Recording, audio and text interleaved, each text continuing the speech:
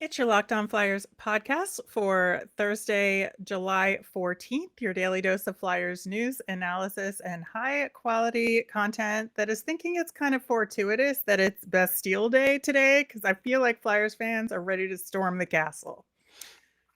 This is a day Flyers fans will remember, that's for sure. We'll be talking free agency coming up now. You're Locked On Flyers, your daily podcast on the Philadelphia Flyers. Part of the Locked On Podcast Network, your team every day.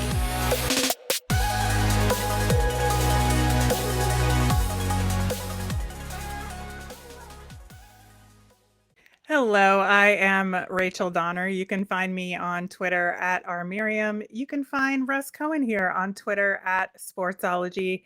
Thanks for making us your first listen every day. You can follow us on Twitter at Locked On Flyers. That's where you'll keep up to date on all of our episodes and Flyers news. You can also email us at lockedonflyers@gmail.com. The big topic today, of course, is free agency and what did and did not happen with the Flyers and what Chuck Fletcher had to say about it. We'll get into that real quick, and then we will profile one of our new draft picks, Alex Bump. Locked On Flyers is free and available on Apple Podcasts, Spotify, Odyssey, wherever you are listening right now. So subscribe. You'll get all of our episodes here on the Locked On Podcast Network. All right, before we get into the how and why of it all, just a quick rundown on the Flyers' activities yesterday in free agency. Two kind of whimperish signings. We got Nic Deslauriers, who is kind of just a grunt fourth liner player for 4 years at $1.75 million per year. 16 goals and 10 assists total in the last 3 years from Nick. Justin Braun is back, though, for a year at $1.75 million. Probably a brighter part of the day than the Deslauriers signing. Then we got a few minor league deals that are two-way contracts. Kevin Connaughton has re-signed, which I think is a good thing for the Phantoms. I Cooper predicted, hold on. Yeah. I predicted he would be back, and don't say he's just for the Phantoms. I think you're selling Torch short there. But go ahead. Well, Cooper Marity is back in the Flyers system. He was a 2015 draft pick, had been with the Oilers. They signed him. Adam Brooks, who's 26, he's a center, was a 2016 Leafs pick and has been around with the Habs, Golden Knights, and the Jets. That's a two-way, 2-year deal. We have another backup goaltender contender with Troy Grosenick, who has played with the Providence Bruins last season, and a pretty good season at that, a .933 save percentage and a 2.00 goals against average in 30 games. And finally, Louis Belpedio, a defenseman who was with the Laval Rocket, was a Minnesota Wild draft pick, of course. Oh. But I think that there's so much in so little, right, Russ? Yeah, I mean, I really was like dumbfounded and actually yelling that they gave 4 years to Deslauriers. Like, it just made no sense. Let me tell you, there were plenty of objects that I was considering throwing off my balcony. Like 4 years, like it's just like what, to keep the AAV down for Nic Deslauriers? Guy's been making $1 million a year. Yeah, and we'll get into, everything that Chuck Fletcher talked about in his press conference, but one of the things he said was that there was competition for him, and that's what led to the term. And I was like, what bridge are you trying to sell us, Chuck? Because that is absolute insanity. If there's competition for Nic Deslauriers, then let the competition get him. There are other guys like this. I get it. Deslauriers will protect the youngsters. Great. And I guess Zach McEwen will watch him while he protects the youngsters.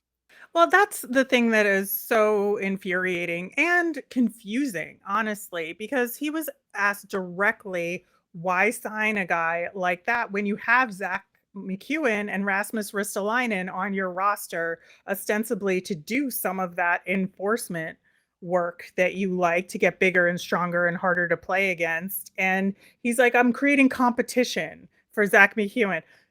You don't need competition for your fourth line plug. You just don't. That is not a thing that the modern NHL does. Again, Torts will do some unconventional things. Don't be shocked if like Deslauriers on the power play in front of the net or something like that, because he's big and tough and he's going to cause trouble in the crease. You know what I mean? Like, just I'm expecting all of it. Yeah. I don't hate them bringing Justin Braun back. No, that's fine.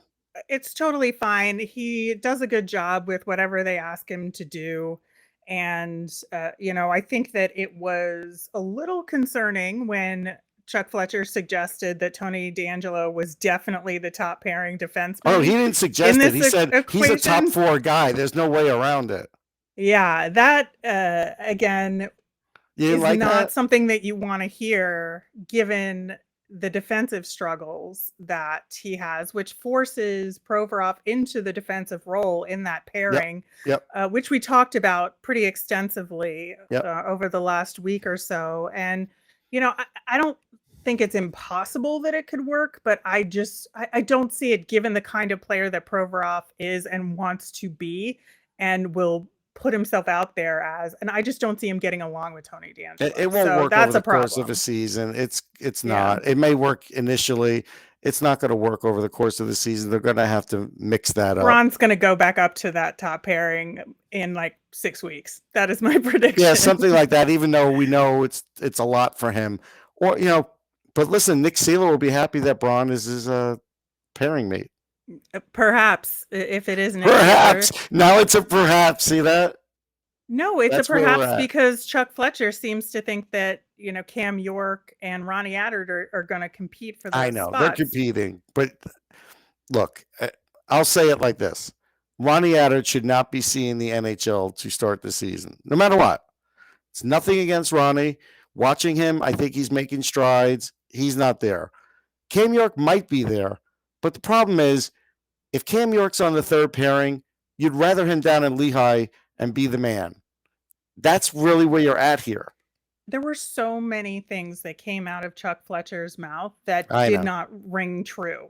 And you could see him just physically collapsed. You could see him trying to convince himself of what he was saying there. And it just wasn't working. It wasn't working on himself. It wasn't working on the media that were asking pointed questions. I would say Charlie O'Connor specifically asked some really good direct questions. I mean, it was a mishmash. This team is a mishmash. Yeah, it really is. But I just don't think he's convincing anybody. And I think that to say that this team has taken a step forward in this offseason thus far is disingenuous at best. No, I mean, look, they've taken a step forward, but they're still a bad team. Like, they have more of a power play with DeAngelo than they started with, but it doesn't mean much. They're not going to, they'll defend better because Torts is there, and they'll score less. So, like, however you want to make of that, JVR is going to be on the team now. Like, that's the other cold-hearted reality. Give JVR's agent all the credit. I mean, he made it impossible for Chuck to get rid of him. It seems like it. And he was asked, Chuck Fletcher was asked in several different ways about utilizing first-round picks to try and clear cap space when it was very obvious that Johnny Gaudreau wanted to play for the Flyers. They did not do anything to support that. And Chuck Fletcher basically backpedaling from this aggressive retool into stabilizing language, and basically said, Johnny Gaudreau wasn't even on the table at all, which is a bold-faced lie, in my opinion. Yeah. What I was more intrigued with was when he brought up the analytics department about, what the comparables are. And there are some hard percentages that are generally fair as far as second-round picks, third-round picks, what are they going to chances of making the NHL? But you still have to also weight that against the draft that they're in. And I'm kind of wondering, like, Did they do that already for 2023 without even seeing the season? No, they're going with just those hardened percentages. And that's where, I have a problem, especially when you go 24, 25. Don't tell me you've looked at that draft and have weighted it accordingly, maybe, made some tweaks. No, they're just going with the hardened percentages. But as we all know, those percentages are pretty good, but there's going to be drafts where more guys make it and play more than 200 games and fewer guys. And you've got to be on the right side of that too when you make these decisions. And no offense to the analytics department, but they're not looking at all of these drafts and all of these players. They're not.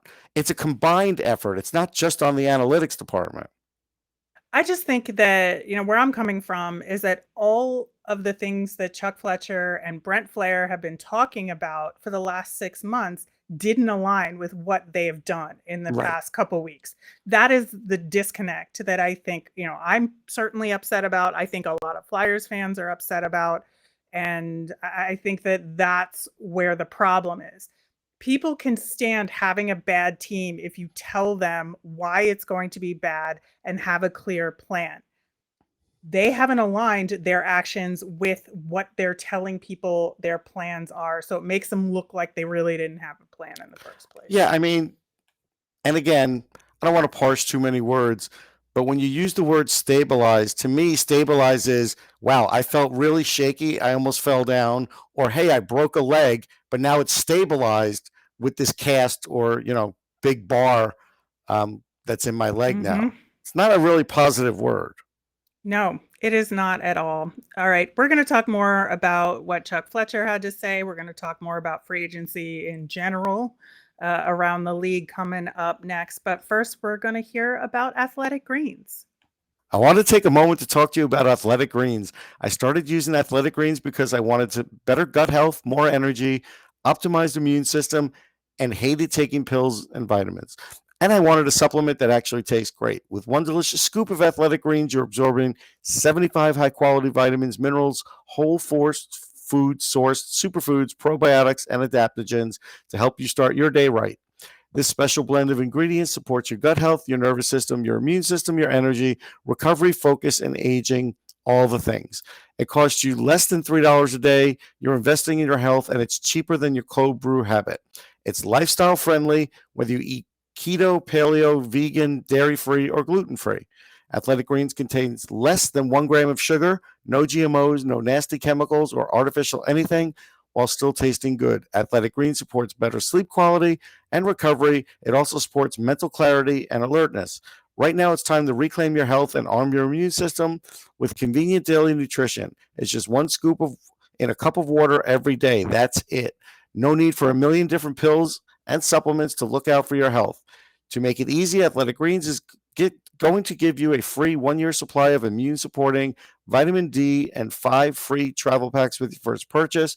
All you have to do is visit athleticgreens.com/NHL Network. Again, that is athleticgreens.com/NHL Network to take ownership over your health and pick up the ultimate daily nutritional insurance.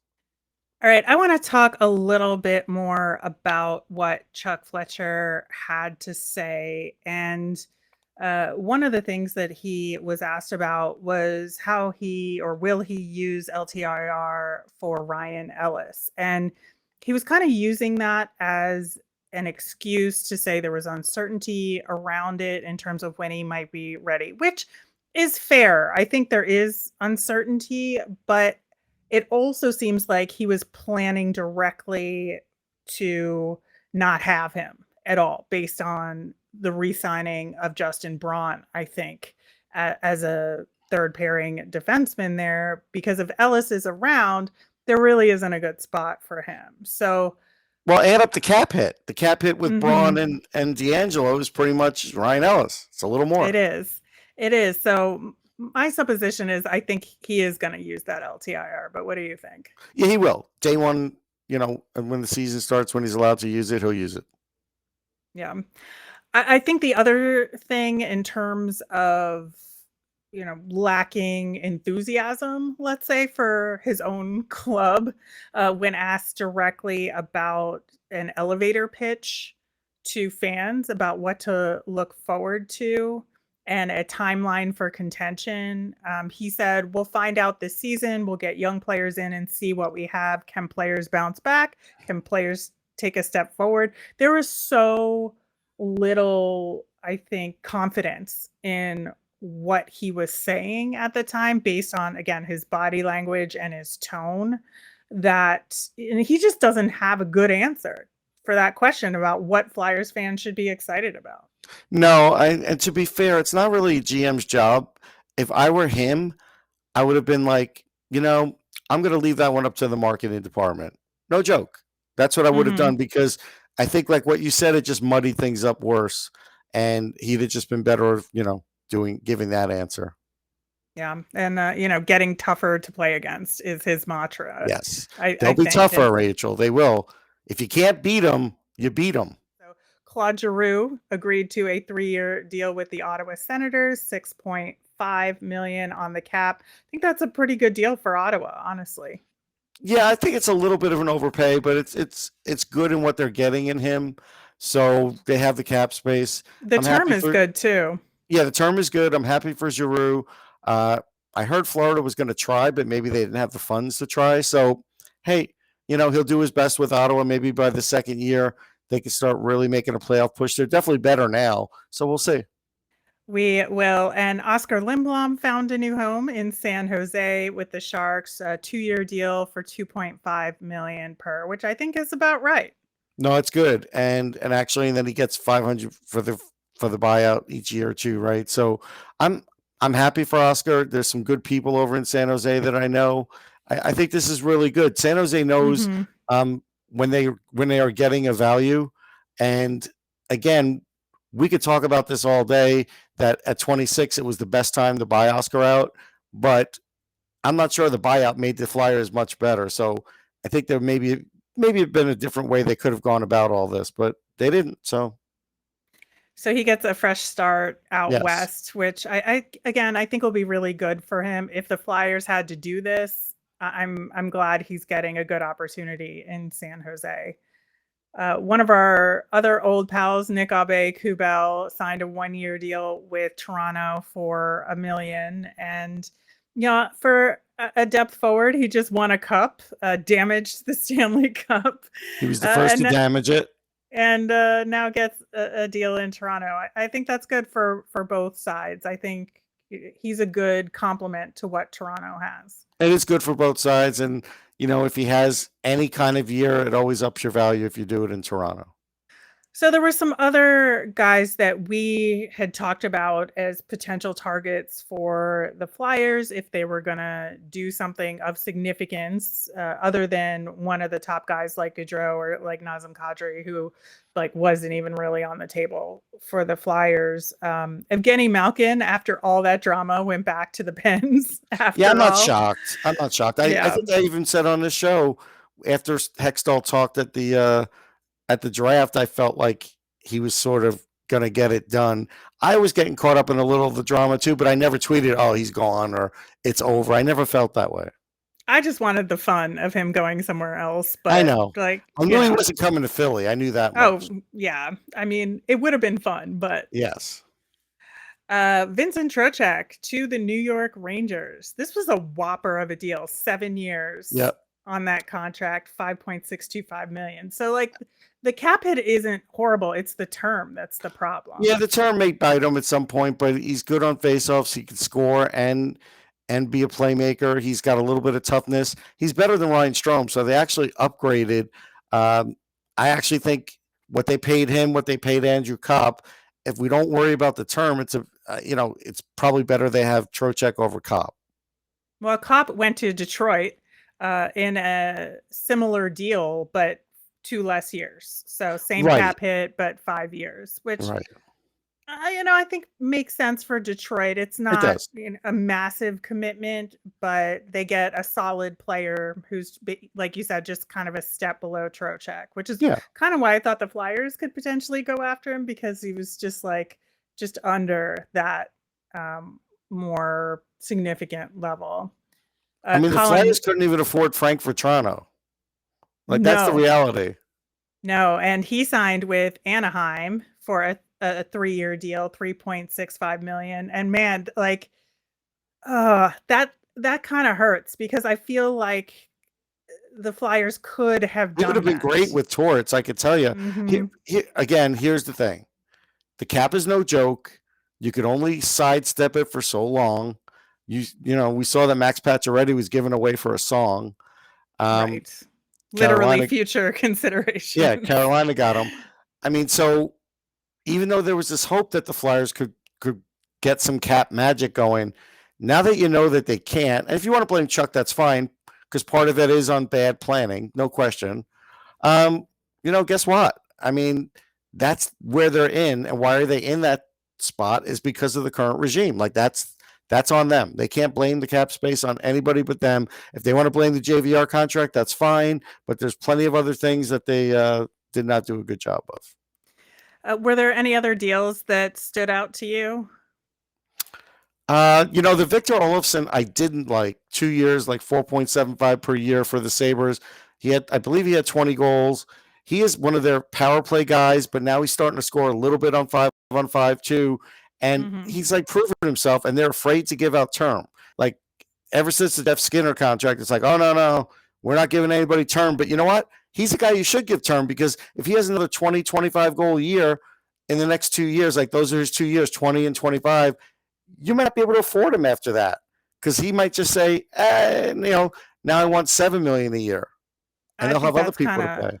That's kind of baffling. I think, speaking of term, the Blues were kind of off kilter to me. Robert Thomas, 8-year deal for 8.125. I mean, he's good, but I support it. If you go and look at him, he's getting better every year. He's 23. For one thing, he's 23. Yeah. So they're betting on some future success here instead of paying for past success. On one of my shows, they gave me an argument because I said he's already getting better on faceoffs. He's 49%. And they're like, well, that's under 50%. But I'm just telling you, Vincent Trocheck at 56 is 54 and 56 were like his last 2 years. That's pretty good in this league. There's no like 75% faceoff guys anymore. Those guys don't exist. So Thomas gets points, goals. He's got a little toughness. He does a lot of little things for them. So I support that signing. Well, speaking of which, breaking news as we are recording, but Johnny Gaudreau is going to the Columbus Blue Jackets. They were the last-minute surprise team. I had just texted somebody. Congratulations to Jarmo. Jarmo kind of hangs in the weeds. He's kind of like a Bond agent. He looks like one, like a Bond villain. He looks like one. You know what? Good job by him, because they're quietly building a really good team. And again, this is what should worry Flyers fans. How close to the bottom are they in the Metro now? They might be the bottom. They very well might be. And, they're getting Jiricek when the Flyers passed on him, I think was huge for them as well. So I love it for them. And Jiricek was brilliant for them. Brilliant. Yeah, so I think they're making some really good moves. 7 years, just shy of 10 million a year. That's a lot of dough. That's a win. That's a win, though. I mean, they need that in Columbus. They need excitement. Maybe Laine stays now, right? Like you start looking at that. I don't know if this is Laine's money that they're paying Johnny Gaudreau, but it may incentivize Laine to take a little less money to play with Gaudreau. So we'll see how all of that plays out. But yeah, kind of a wild day of free agency, and capped off with that yesterday. We're going to try and cleanse our palates to talk about the future of the Philadelphia Flyers. It's always good to talk future. And Alex Bump, who was one of our draft picks this year. But first, I want to talk to you about Coconut Brownie Chunk Built Bar Puffs. Yes, the Coconut Brownie Chunk Built Bar is now in Puffs form, and it's all the flavor you love in a deliciously chewy marshmallow covered in 100% real chocolate. It's like a fluffy cloud of coconut brownie goodness, but it's also good for you. It's low calorie, low sugar, high protein, but all delicious. It's the perfect treat when you've got a craving, you have to satisfy your sweet tooth, or you just want a healthy snack. And all Built Bars are made with collagen protein, which your body absorbs more efficiently, provides a ton of health benefits as well. Eat something that tastes good and is good for you. But they're only here for a limited time. So go to built.com now to make sure you don't miss out. Delicious coconut, rich sweet brownie, and creamy marshmallow.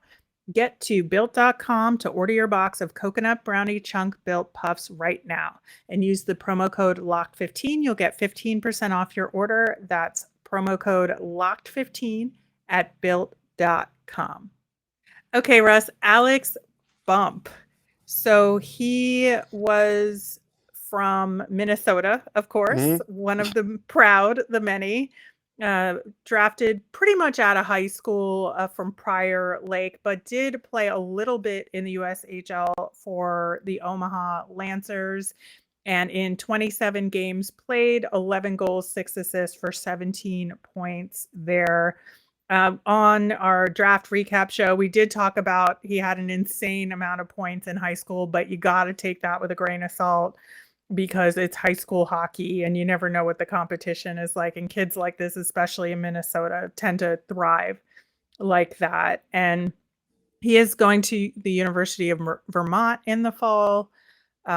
He views himself as an offensively oriented player and models his game after Philip Forsberg. I know you don't like NHL comparables, Russ. Well, I'm going to even tell him it's great to shoot high, but you know.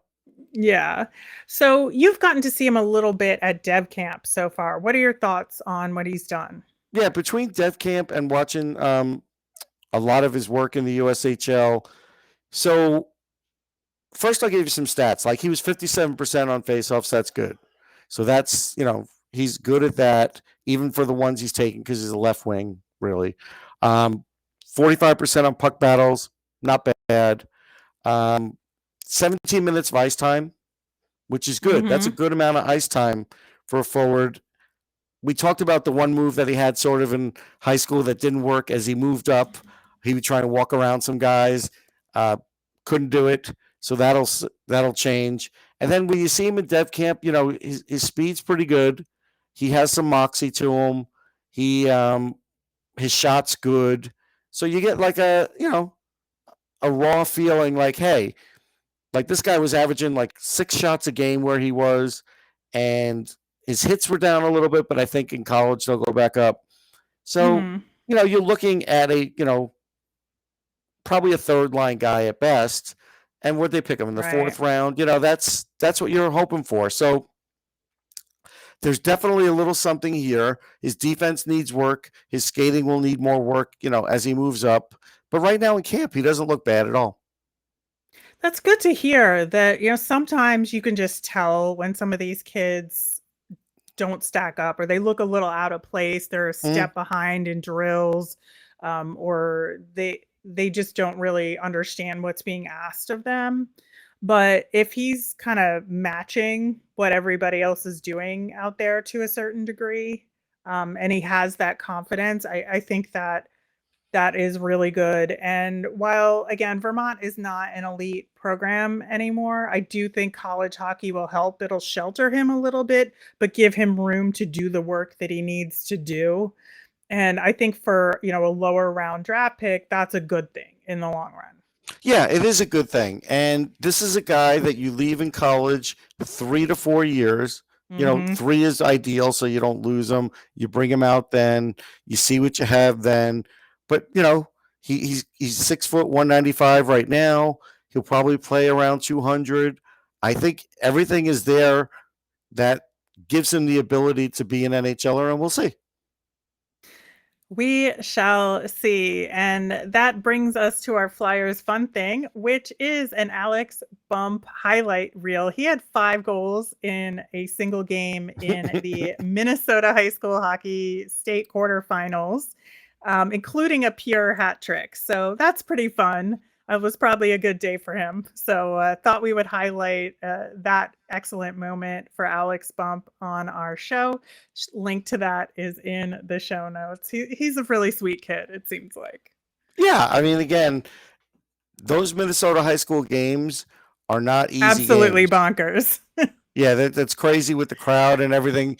the guys love playing there, and the fans love it. All right. We will be talking more about how free agency went overall, more dev camp reports coming up on tomorrow's show. We're going to talk a little bit more about Chuck Fletcher's plan and execution of that plan as well, to see kind of where are we at this moment, which, We could put interesting together times. a line chart if you want. Oh yeah. That's a good thing to do over the next little bit as well. That'll do it for today's show. As a reminder, we always want to hear from you. So send in your questions that you would ask Chuck Fletcher. You can send them to us on Twitter at LockedOnFlyers. You can email us at lockedonflyers@gmail.com. You can comment over on YouTube as well. I am Rachel. I'm on Twitter at rmiriam. That's RMIRIAM. I'm Russ. I'm at Sportsology, SPORTSOLOGY. You made us your first listen today. Now make your next listen Locked On NHL. Our experts give you a daily 30-minute podcast on all things NHL all year long. You could stay up to date on everything going on in the hockey world. Locked On NHL, your daily 30-minute NHL podcast. Thanks again for listening, and have a great day.